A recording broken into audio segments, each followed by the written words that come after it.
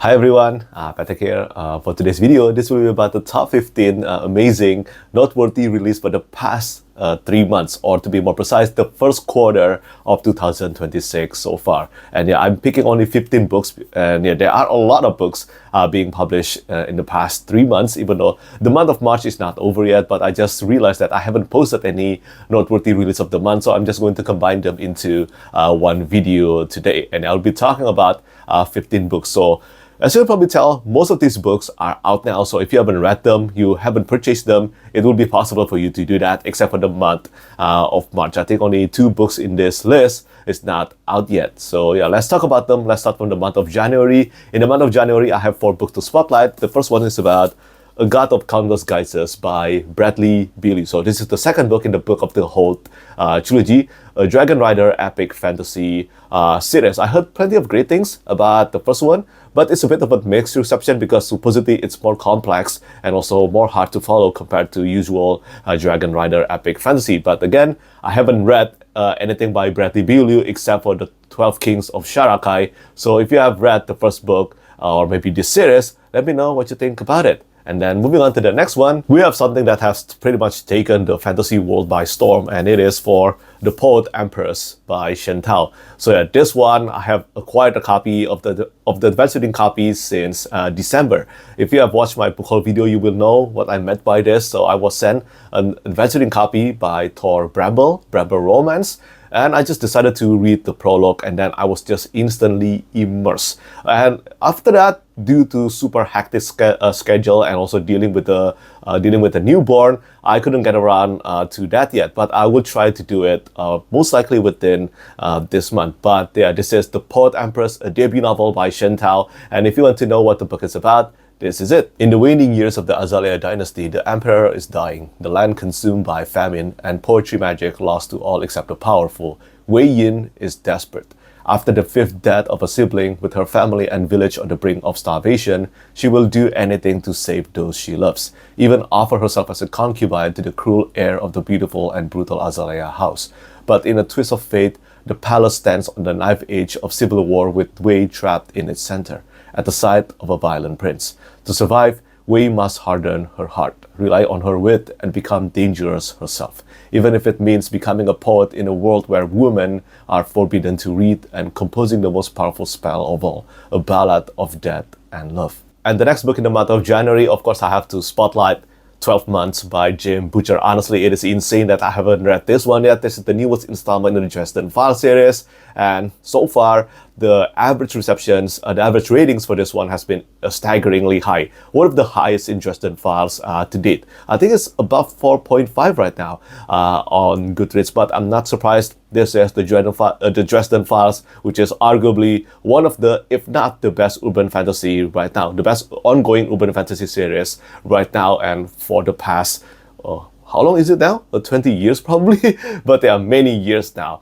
And yeah, I look forward to reading this. I promise I will be reading 12 Months within this year. That's for sure. I just don't know when yet. And then the last book I want to spotlight in the month of January, this is for A Tomb of Stones by Andrew Watson. So this is another book, another novella in Andrew Watson's, a fellow booktuber and also a fellow friend. To be more precise, this is the second novella in his series. And now it's 2 books and also 2 novellas out now. So I guess the next one is the 3rd book. And I just want to say congratulations to my friend Andrew for this achievement. I think it is impressive to be doing full-time work on top of writing books and also many real-life responsibility, like many authors are doing basically.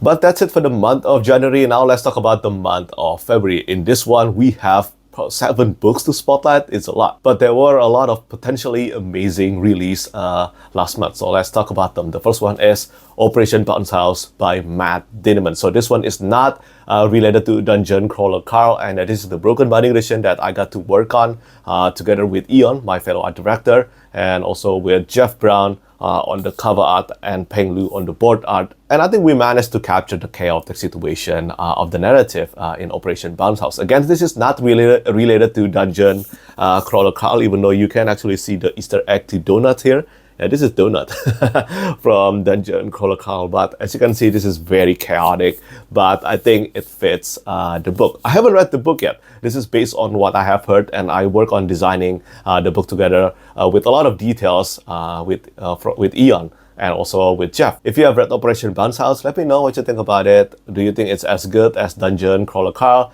But if not, and this is the first time you heard about this book, well, this is the premise. All new Sonoran colonist Oliver Lewis ever wanted to do is run the family ranch and keep their aging fleet of intelligent agriculture bots ticking. But now the colossal Apex Corporation has been hired to commence an eviction action, exterminate all life on New Sonora in preparation for a reboot. And they charge bored Earthers for the opportunity to design their own war machines, remotely pilot them, and make it a game. The game is called Operation Bounce House, and New Sonora it's playing field. Determined to defend the only home he's ever known, Oliver and his friends find themselves fighting for their lives against these machines. To Earth, it's a game, but to Oliver, it's war. The next book in the month of February that I want to spotlight, this one probably needs no more introduction. This is Of Blood and Fire by Ryan Cahill. The traditionally published edition, published by the Broken Binding Publishing, is out now. If you are following Ryan or the Broken Binding, you might have seen Ryan is currently ongoing his epic tour across America, United Kingdom, and also soon Australia. It is insane. It is truly insane what he's doing right now. But at the same time, I can't help but be proud of Ryan for his achievement. Ryan and also the Broken Binding. I've been supporting them ever since the start of their career, and it's surreal to see how far they have come since then. But the Broken Binding Publishing edition of Blood and Fire, the first book in the Bound and the Broken, this Dragon Rider Epic Fantasy is out now. And then moving on to the next one. This is for Hammerfall by Rob J. Hayes. This is the newest title in the God Eater Saga. And the God Eater Saga is a series that I really enjoyed. I love that series. Whether it's Herald, Deathless, or Demon, I love them all. All three start of a new series in the God Eater Saga, I don't know, collection probably, but yeah, I loved it. And this is Hammerfall. Hammerfall supposedly takes place after the end of Herald. So this is the newest one chronologically. And I haven't read this one yet, but this is a short one. It's only about 200 pages long. And I heard from plenty of people that I'm featured in this book. And I really need to get around to reading this. I really love Rob J. Hayes' books, especially the God Eater Saga and the Mortal Techniques. And I'm confident I will end up enjoying Hammerfall as well. But this is the premise. How long can the cause remain just when painted in the blood of innocence? They name her the Starhammer once. Hero to some, monster to many more. First into the breach at the shattering, anointed in the blood of 1,000 demons, the last of the legendary Valkyr. But the Starhammer is dead, or so all the stories tell. Amidst the soaring trees and haunted slopes of the primals, Salita relies on the forest to provide and cares for her family. Nothing is more precious to her than her daughter. It is a simple life. It is a peaceful life. It is a lie. When bandits raid the primals, burning towns and stealing children from their beds, Salita has no choice but to lend her axe to the rescue. Volcanic giants spew ash into the sky, demonic bears claw the forest to splinters, and there are even rumors the kin, half man, half beast, serve the raiders. All the terrors of the old world stand against her. With a severed head as a guide to rescue the children, Salita may need to bring the Starhammer back from the dead. But will it be the hero who rises from the grave or the monster? For the remaining books in the month of February, just like Hammerfall, well, all of this will be self-published books, noteworthy self-published books. And the next one that I want to spotlight, this is for The Banners of Red by Michel. And this is the third novel in the Dreams of Dust and Steel. And this series just keeps on gaining more and more popularity as it goes. And this, I think, has been pitched and also has been praised by many of the fans to be the best of the series. So far, this is a grimdark, a character-driven grimdark epic fantasy, and I have read only The Price of Power. I really need to get around to reading the sequels as well. And speaking of sequel, well, the sequel to Blood of the Kami by Baptiste Pinson, which is the voice of the Kami, is out now as well. I got the pleasure to meeting Baptiste when I was in Japan this year. last year. Yeah, when I was in Japan last year. And yeah, I got the book signed by him. This is a Demon Slayer or Japanese or Shinto inspired epic fantasy novel. And I really want to read this one. I have a feeling that as a fan of Japanese manga, anime, and also storytelling in general, I think I will have a blast reading Yate Monogatari story. And next we have a sub-published fantasy novel that has been making the rounds around the Bookstagram community. And yeah, this is For the Price of Fear by Miles Lyon. I believe the book is currently on its way to me right now. This is one of those sub-published fantasy books that I really want to read before the year ends, and I really hope I can make that happen. But again, just like always, I cannot plan these things properly now because there are just too many books that I need to read as soon as possible. But The Price of Fear has often been compared and also recommended to fans who love Empire of the Vampire and also the First Law series by Joe Abercrombie. Empire of the Vampire is by J. Christoph, and of course I'm a big fan of the First Law and I love Empire of the Vampire. I gave that book a 4 stars rating. And of course, just framing narrative in general, I really need to read The Price of Fear. For a godless like Azrael the Wretch, peace might be a more profitable time, but it's no less bloody. A decade into the armistice with the Inat, the North, once united against invasion, find itself a divided kingdom. Azrael, an infamous mage of the northern military, operates in his native land as a contract killer, employed to hunt traitors by a king who is squabbling against his would-be usurpers. But when the completion of his latest bounty unveils a foreign plot to dethrone the North altogether, Azrael is the only one who can cross the border and respond in kind. Or he would have been, until betrayal at the final moment resulted in his killing of the wrong man and capture by those that he spent half his life fighting. Now, imprisoned and awaiting his execution for the murder of an Inatian crown prince, Azrael found himself across the interrogation table from Anamira Lestrade, a career criminal investigator. Anna is tasked with extracting the truth behind the assassination or dying in failure, linking the two through one last story that could stave off both their gruesome ends. Possessed of few friends, countless enemies, magic blades that feast on his emotions, and the haunting rumors of how he won his name, Azrael the Wretch narrative pits him against traitorous conspiracy, brutal magical feuds, and broken promises of love.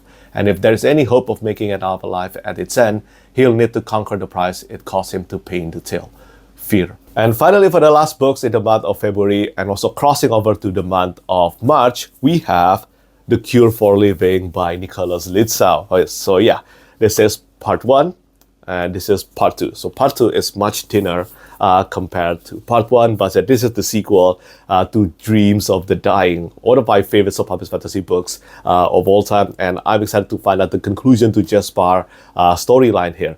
But yeah, as you can probably see here, this is the hardcover edition, and if you know Nicholas Litzau, he always go all out with producing his hardcovers, and this, not only this premium hardcover comes with an acid-free paper and soon binding, it also comes with many beautiful colored illustrations at the back of the book, like this map by, of course, my favorite cartographer, Francesca Berald.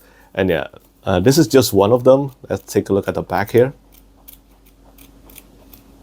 Here we have characters, and then see, clothing, Children of the Sea, story, and yeah, it's a lot. I haven't read this book yet, but of course, this is one of my most anticipated books of this year, and I really want to read this one as soon as possible because Dreams of the Dying was just amazing in my opinion, and this is the last one, The Cure for Living part 2. So yeah, thank you so much to Nicholas for sending me these copies, and I hope I can get around to this sooner than I hope. And now we finally arrive in the month of March. First, we have the book of Fallen Leaves by Alex Tamaki. So this is a Japanese or a samurai inspired story. It has been pitched as Orbit as the Game of Thrones meets Shogun. So this is the premise of the book. Sen Hoshiakari, the exiled son of a trader, is determined to restore his decimated clan to their former power at any cost. But when his path collides with that of Rui, a low-born woman who once saved his life, he discovers his family ambitions may have paid a darker price than he ever knew. And as Onryo, vengeful demons, rise throughout the land again, demanding retribution for their slaughtered souls, he's torn between loyalty to the family he's searched for his entire life and the love of his closest friend. Only now, his reunited family and their allied forces will stop at nothing in a blossoming civil war against the empire they once served. And the more they kill, the worse the demons will become. To save their world, Shen and Rui must join the conflict and find a way to forge peace, even if it means being cursed by the very gods who once protected them. And at the end of the month of March, we have 3 books releasing near each other all at once. So the first one, we have Daughter of Crows by Mark Lawrence, the first book in the Academy of Kindness trilogy, and I have the pleasure of reading this one already. I really enjoyed it. I think it is the best first book of a series ever since Red Sister by Mark Lawrence. Out of all of Mark Lawrence's books that I have tried, this is the second best first book of a series. Red Sister is still my favorite. But if you want to know my full thoughts, I have posted my review of Daughter of Crows on Goodreads and also Novel Notions, well, as spoiler-free as possible. But if you just want to know the premise, well, here it is. The Academy of Kindness exists to create agents of retribution, cast in the image of the Furies, known as the Kindly Ones, against whom even the gods hesitate to stand. Each year, 100 girls are sold to the Academy. 10 years later, only 3 will emerge. The Academy's hall runs with blood.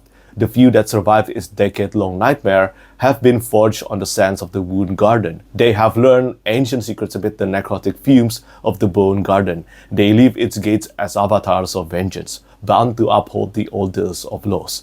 Only the most desperate will sell their child to the kindnesses, but Rue, she sold herself. And now, a lifetime later, a long and bloody lifetime later, just as she has discovered peace, war has been brought to an old woman's doorstep. And next we have the sequel to Grave Empire. So this is Still Gods by Richard Swan. Again, I really enjoyed reading the Empire of the Wolf trilogy, but I haven't got a chance to read Grave Empire yet. If you have read that book, let me know whether you enjoyed that more, or well, the story of Conrad von Wald in the Empire of the Wolf trilogy more. But I think with Richard Swan, I will be guaranteed a great reading experience, and I look forward to reading Grave Empire and Steel Guts. And finally, the last book in today's video, the last book in today's spotlight, this is on The Champion of the Fallen by M.L. Spencer. This is being released on the last day of March. So this is the sequel to Dragon Mage. So not only The Cure for Living, the sequel to Dreams of the Dying is coming this month, well, Champion of the Fallen is coming this month as well. And yeah, this is, as I said, a sequel to Dragon Mage before all the rise of the resurgence of this Dragon Rider epic fantasy like The Bound and the Broken, the Echo Saga, the Ascendant, the Song of the Chaos. Well, we had Dragon Mage. This was published, Dragon Mage was published in 2020 if I'm not mistaken. And now, finally, after more than 5 years, Champion of the Fallen will be out soon. And I just got the advanced reading copy. Again, I don't know when I will be reading this one, but it will be soon. It will be as soon as possible, and I hope it will be just as good as Dragon Mage. So yeah, that's the top 15 noteworthy release for the first quarter of 2026. I don't know whether I will compile these into one video again for the next quarter, or maybe just do it monthly. We'll see what my schedule allows, what my life and schedule allows. But again, thank you so much for watching my videos. Do let me know what you think about all the books that I talk about in today's video, which one you have read, which one you enjoyed the most. And of course, just like always, thank you so much for watching and thank you for your support. Bye bye. Lastly, I want to say thank you so much once again to all my patrons who keep on supporting me.